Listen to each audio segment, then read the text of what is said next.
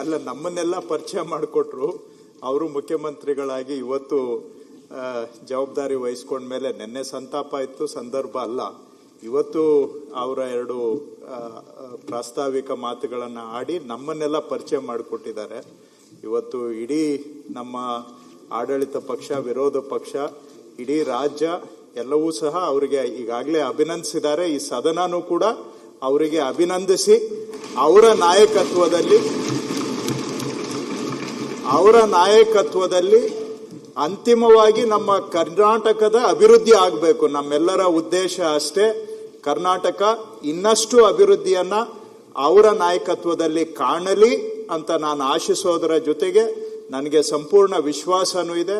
ಮಾನ್ಯ ಸಿದ್ದರಾಮಯ್ಯನವರು 8 ವರ್ಷ ಈ ರಾಜ್ಯದ ಮುಖ್ಯಮಂತ್ರಿಗಳಾಗಿ ಕೆಲಸ ಮಾಡಿ, ಒಬ್ಬ ಮುಖ್ಯಮಂತ್ರಿ, ಒಬ್ಬ ನಾಯಕ ಅಂದ್ರೆ ಹೇಗೆ ಇರಬೇಕು ಅನ್ನೋದನ್ನ ಇಡೀ ದೇಶಕ್ಕೆ ಮಾದರಿಯಾಗುವಂತ ರೀತಿಯಲ್ಲಿ ಸಿದ್ದರಾಮಯ್ಯನವರು ನಮಗೆ ನಾಯಕತ್ವವನ್ನ ಕೊಟ್ಟಿದ್ದಾರೆ.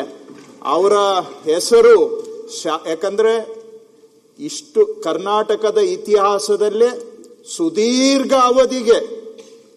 ಅತ್ಯಂತ ಸುದೀರ್ಘ ಅವಧಿಗೆ ಮುಖ್ಯಮಂತ್ರಿಯಾಗಿ ರಾಜ್ಯದ ಸೇವೆ ಮಾಡಿದಂಥವರಲ್ಲಿ ಸಿದ್ದರಾಮಯ್ಯನವರು ನಂಬರ್ 1.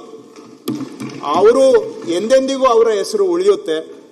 ಅದೇ ರೀತಿಯಲ್ಲಿ ಈಗ ಮಾನ್ಯ ಶ್ರೀಯುತ ಶ್ರೀ ಡಿ ಕೆ ಶಿವಕುಮಾರ್ ಅವರು ಜವಾಬ್ದಾರಿಯನ್ನ ವಹಿಸಿಕೊಂಡು ಕರ್ನಾಟಕವನ್ನ ನಮ್ಮೆಲ್ಲರನ್ನ ಮುಂದೆ ಹೆಜ್ಜೆ ಇಡ್ತಕ್ಕಂಥ, ನಮ್ಮೆಲ್ಲರನ್ನ ಜೊತೆಗೆ ತೆಗೆದುಕೊಂಡು ಹೋಗ್ತಕ್ಕಂಥ, ಕರ್ನಾಟಕವನ್ನ ಮತ್ತಷ್ಟು ಪ್ರಗತಿಯ ದಿಕ್ಕಿನಲ್ಲಿ ಸಾಗಿಸ್ತಕ್ಕಂಥ ಜವಾಬ್ದಾರಿಯನ್ನ ಅವರ ಹೆಗಲ ಮೇಲೆ ಹೊತ್ಕೊಂಡಿದ್ದಾರೆ. ಮತ್ತೊಮ್ಮೆ ನಾನು ಅವರಿಗೆ ಶುಭವನ್ನು ಕೋರ್ತೇನೆ, ಅಭಿನಂದನೆಯನ್ನು ಸಲ್ಲಿಸ್ತೇನೆ. ರಾಜ್ಯಕ್ಕೆ ಅವರಿಂದ ಮತ್ತಷ್ಟು ಒಳ್ಳೇದಾಗ್ಲಿ. ಇಡೀ ಸದನ ಅವರಿಗೆ ಈ ಕೆಲಸದಲ್ಲಿ ನಾವೆಲ್ಲರೂ ಸಹಕಾರ ಕೊಡೋಣ ಅಂತ ಸದನವನ್ನು ಕೋರ್ತೇನೆ. ಅಧ್ಯಕ್ಷರೇ, ಅಲ್ಲ, ನಮ್ಮನ್ನೆಲ್ಲ ಪರಿಚಯ ಮಾಡಿಕೊಟ್ರು. ಅವರು ಮುಖ್ಯಮಂತ್ರಿಗಳಾಗಿ ಇವತ್ತು ಜವಾಬ್ದಾರಿ ವಹಿಸ್ಕೊಂಡ್ಮೇಲೆ ನಿನ್ನೆ ಸಂತಾಪ ಇತ್ತು, ಸಂದರ್ಭ ಅಲ್ಲ. ಇವತ್ತು ಅವರ ಎರಡು ಪ್ರಾಸ್ತಾವಿಕ ಮಾತುಗಳನ್ನು ಆಡಿ ನಮ್ಮನ್ನೆಲ್ಲ ಪರಿಚಯ ಮಾಡಿಕೊಟ್ಟಿದ್ದಾರೆ. ಇವತ್ತು ಇಡೀ ನಮ್ಮ ಆಡಳಿತ ಪಕ್ಷ, ವಿರೋಧ ಪಕ್ಷ, ಇಡೀ ರಾಜ್ಯ ಎಲ್ಲವೂ ಸಹ ಅವರಿಗೆ ಈಗಾಗಲೇ ಅಭಿನಂದಿಸಿದ್ದಾರೆ. ಈ ಸದನನೂ ಕೂಡ ಅವರಿಗೆ ಅಭಿನಂದಿಸಿ ಅವರ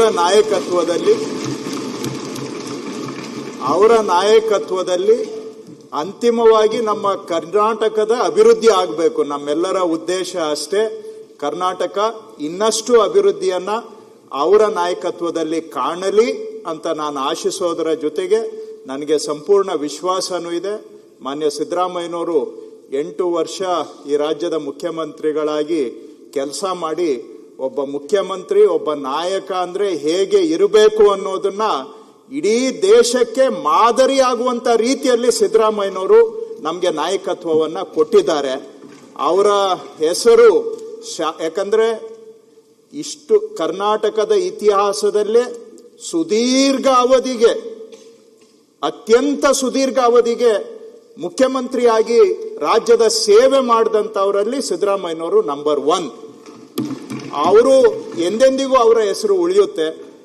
ಅದೇ ರೀತಿಯಲ್ಲಿ ಈಗ ಮಾನ್ಯ ಶ್ರೀಯುತ ಶ್ರೀ ಡಿ ಕೆ ಶಿವಕುಮಾರ್ ಅವರು ಜವಾಬ್ದಾರಿಯನ್ನ ವಹಿಸಿಕೊಂಡು ಕರ್ನಾಟಕವನ್ನ ನಮ್ಮೆಲ್ಲರನ್ನ ಮುಂದೆ ಹೆಜ್ಜೆ ಇಡ್ತಕ್ಕಂಥ, ನಮ್ಮೆಲ್ಲರನ್ನ ಜೊತೆಗೆ ತೆಗೆದುಕೊಂಡು ಹೋಗ್ತಕ್ಕಂಥ, ಕರ್ನಾಟಕವನ್ನ ಮತ್ತಷ್ಟು ಪ್ರಗತಿಯ ದಿಕ್ಕಿನಲ್ಲಿ ಸಾಗಿಸ್ತಕ್ಕಂಥ ಜವಾಬ್ದಾರಿಯನ್ನ ಅವರ ಹೆಗಲ ಮೇಲೆ ಹೊತ್ಕೊಂಡಿದ್ದಾರೆ.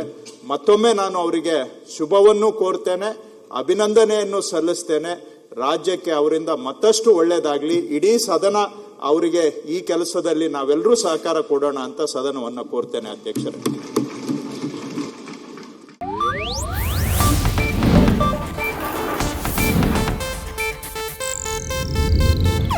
ಇದು ಏಷ್ಯಾನೆಟ್ ನ್ಯೂಸ್ ನೆಟ್ವರ್ಕ್ ಪ್ರಸ್ತುತಿ.